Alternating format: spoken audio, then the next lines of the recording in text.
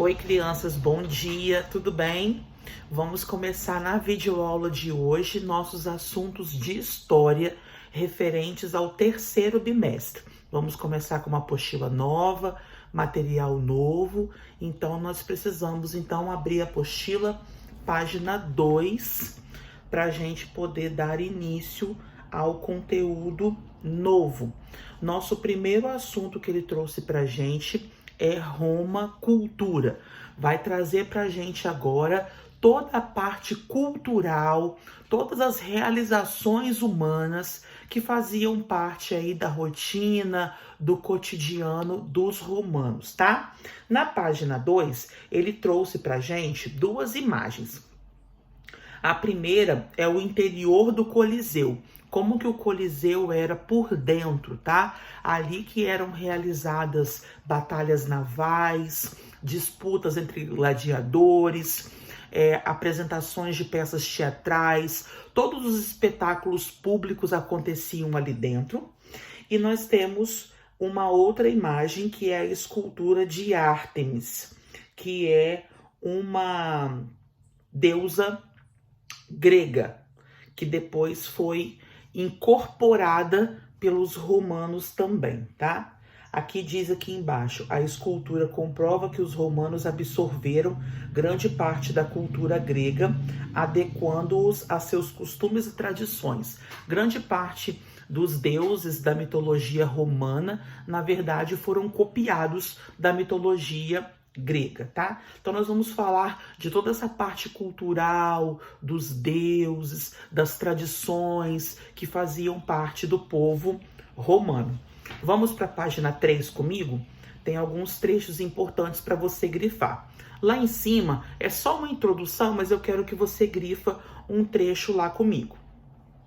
Cultura pode ser definida como o conjunto de realizações humanas, criações materiais ou imateriais de uma sociedade. Cada sociedade elabora soluções para os problemas que enfrenta. Essas soluções compõem em grande parte a cultura de tal sociedade. Então, a cultura, na verdade, ela é resultado de todas as realizações humanas. O que as pessoas estão fazendo naquele determinado lugar vão comprovar uma característica fundamental daquele povo. E aí se forma o que a gente chama de cultura, tá? Vamos então para a aba que fala de cultura romana. Originada como uma pequena cidade da Península Itálica, Roma cresceu e se expandiu por grande parte da Europa, da África e da Ásia, transformando-se em um poderoso e extenso império. Em seus limites, misturavam-se culturas e modos de vida muito distintos. O que ele trouxe para a gente aqui? O Império Romano, na verdade, Roma começou como uma pequena cidade no interior da Península Itálica.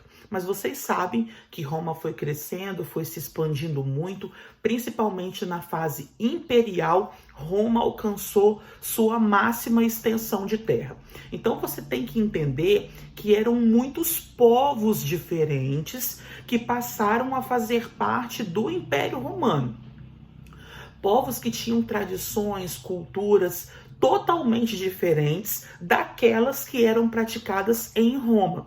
Então, o que foi acontecendo? À medida que o Império Romano foi se expandindo, foi acontecendo uma troca cultural.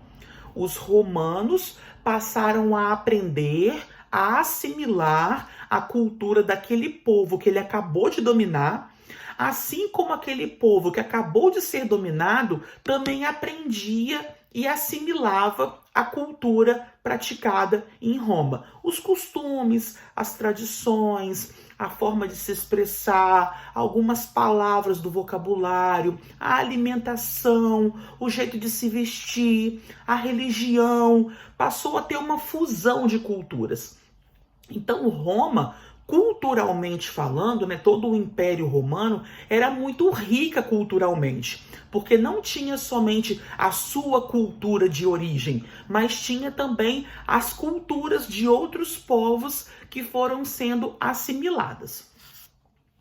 Frequentemente, o contato entre povos resulta na transformação da cultura, pois ela é dinâmica, modifica-se com o tempo e graças a influências de outras sociedades, que no caso são outras culturas. É a mesma coisa, por exemplo, que você e seus familiares se mudarem para um outro país. Mas o Brasil é tão grande, de repente nem precisava mudar de país, mudar de estado. Vai haver uma fusão cultural, porque você vai levar para esse novo país parte da sua cultura, dos seus costumes, das suas tradições, da alimentação que você tem o costume de comer. Mas para onde você vai, aquele povo lá também tem suas culturas próprias, também tem suas próprias tradições.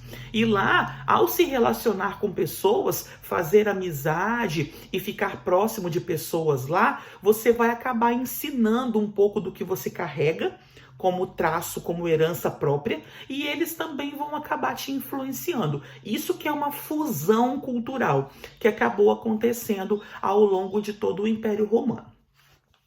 Bom, vamos para a próxima aba, Sociedade e Religião. Estudamos que Roma foi fundada pelos latinos, que ocupavam o centro da Península Itálica. Essa pequena aldeia se transformou em uma monumental cidade, conforme descrito no fragmento a seguir. Aqui embaixo, olha a ilustração que a apostila trouxe para a gente. Algumas ruínas, né? Lembrando que ao longo dos anos Roma travou batalhas com povos inimigos. A Itália também é um lugar onde acontecem muitos terremotos. Então aquelas construções mais antigas acabaram sendo danificadas. Aqui você vê uma parte das ruínas de uma parte da cidade e que foi uma parte destruída. Olha essa construção que você vê aqui. Muitas colunas. É uma herança grega. Os gregos tinham o hábito de construir essas colunas altas, gigantes, né? E eles acabaram incorporando isso. No texto da página 4, lá em cima, no verdinho, tá falando um pouco sobre esse assunto. Grifa um trechinho comigo. A cidade representava para o romano o ambiente natural da vida em sociedade. Mesmo os camponeses, que visitavam as cidades apenas ocasionalmente, encaravam-na como padrão a ser seguido. A cidade romana era o exemplo acabado do que chamaríamos hoje de cidade planejada. Perfeitamente regular, com largas avenidas e ruas paralelas e transversais, como que formando uma rede. Então aqui você vê que até os camponeses, né, que viviam nas áreas rurais, quando eles iam para a cidade, eles viam aquilo como um exemplo. Tudo que acontecia na cidade, eles ficavam deslumbrados pelo desenvolvimento, né, pelas experiências que as pessoas vivenciavam dentro dos centros urbanos. Roma era muito rica, muito próspera, então isso acabava deslumbrando visitantes ou pessoas que não frequentavam as cidades todos os dias. Muitos dos governantes romanos estabeleceram benfeitorias. Foram realizadas construções de pontes, edifícios públicos destinados à administração, aos cultos religiosos, à abertura de estradas, e eram fundamentais para interligar as diversas províncias do Império. Vocês viram durante o reinado de Otávio Augusto, né, que fez parte do nosso conteúdo do bimestre passado, como que Roma prosperou durante a fase imperial. Teve a famosa período chamado período do ouro, a idade do ouro, em que houve muitos projetos de construções, muito desenvolvimento. Os etruscos trouxeram técnicas de metalurgia e ourivesaria. Ourivesaria são os ourives, aqueles que manipulam metal, que confeccionam objetos de ouro, prata, né, ou outros produtos. O contato com os gregos por meio do comércio e com a conquista das colônias gregas localizadas ao sul da península exerceu uma grande influência sobre a religiosidade. Então, como eu já falei, muitos deuses gregos foram incorporados pelos romanos, eles só mudaram de nome, mas na verdade os deuses eram os mesmos. Bom, tem uma pesquisa aí para você fazer, vou deixar aqui explicadinho na caixa de descrição e a gente vai finalizar a página 5 agora, tá? A religião romana sofreu uma grande influência dos etruscos, que por sua vez foram influenciados pelos gregos.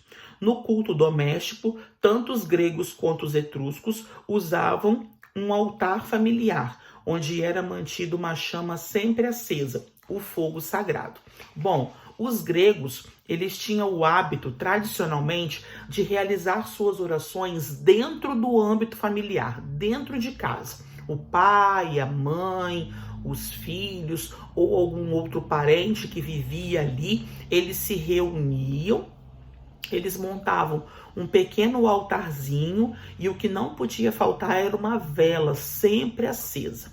Tinha famílias gregas que mantinham essas velas acesas o dia todo. Acabava a vela, repunha, colocava outra, porque essa vela acesa simbolizava a união da família. Enquanto aquela vela estivesse queimando com a chama acesa, aquela família estaria sempre unida. Depois de um tempo, eles passaram a construir templos, né? Igrejas, como você conhece hoje, para que eles pudessem agradecer, fazer seus pedidos, orar em ambientes públicos, não somente com a sua família, mas com outras pessoas também. Então existia esses dois tipos de momento religioso: o momento dentro do ambiente familiar ou aquele que era feito em ambientes públicos, dentro dos templos. Lá embaixo, os sacerdotes eram todos homens e normalmente ocupavam essa função com outras ocupações. Os generais e os magistrados também exerciam o papel de sacerdotes como parte de suas funções.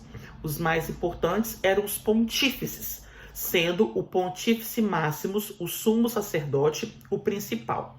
Esse cargo passou a ser ocupado pelo imperador desde a época de Otávio Augusto. Os cultos aos diversos deuses romanos foram realizados por muito tempo em Roma, durante o período da República. Então vocês sabem já que durante muito tempo, durante grande parte da história romana, os romanos eram politeístas, adoravam vários deuses, que inclusive eram os mesmos deuses da Grécia.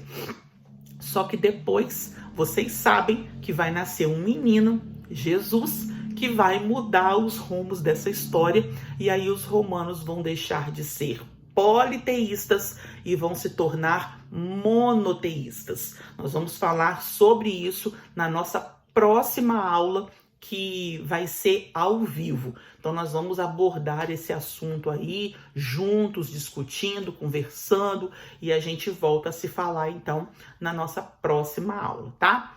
Beijo, pessoal, fiquem com Deus e até mais.